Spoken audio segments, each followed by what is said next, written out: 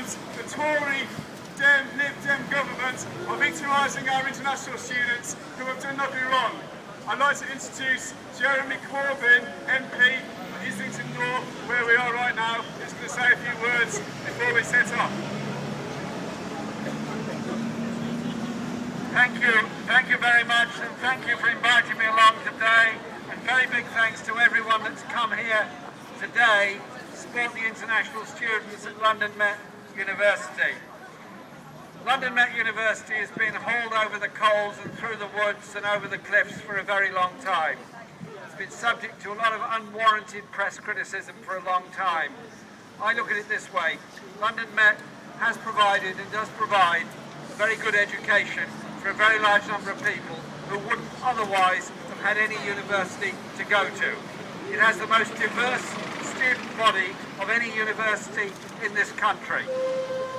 It has the largest number of adult students of any university in this country. It has the largest number of local students of any university in this country, and it has a marvellous diversity of courses.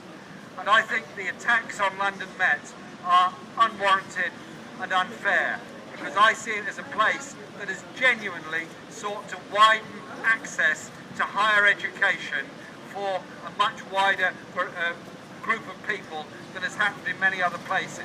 So as the MP for this area, I want to thank you for coming and support London Met. It's not to say I'm not uncritical of many things that have happened within the university, and I've worked very closely with all the unions in the university on those many issues. But when the UK Borders Agency announced, unsurprisingly looking back on it, announced that 2,600 students must stop their studies immediately, and if they fail to find another university to go to, they would have to leave this country.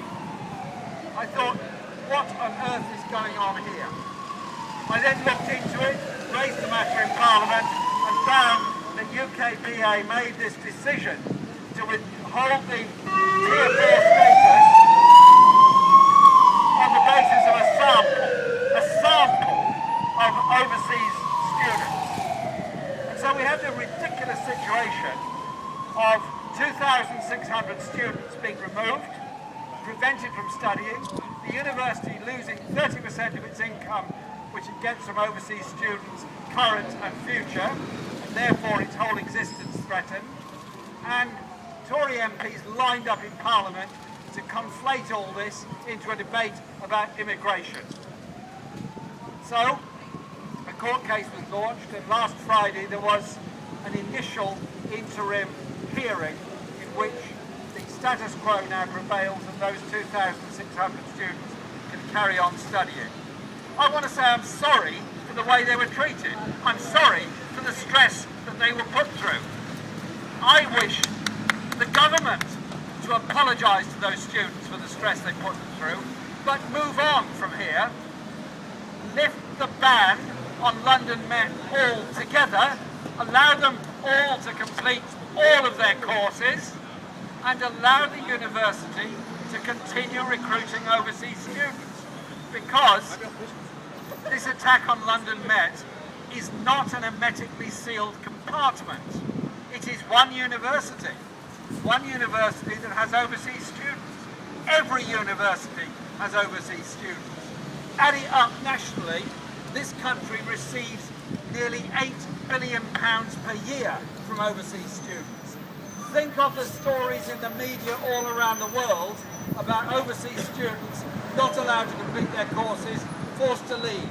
Families that have saved for years to send their daughters and sons to Britain to study are going to be thinking twice about sending them here in the future. The damage to every university is huge. Therefore, we've got to stand together, support those students, support the legal action that's been taken, and I will do all I can in Parliament and elsewhere to press for the government to drop the whole case against London Met, work with the university to ensure good procedures are in place, work with the university to keep the overseas students, and be proud of the work the overseas students do, and be proud of the academic, intellectual, social and cultural contribution that is made to every university by overseas students. students. Our community welcomes them to this area, and I'm delighted there's so many of us here today to join in that welcome back to studies for the overseas students. Keep on the fight. We're not through yet. Thank you very much.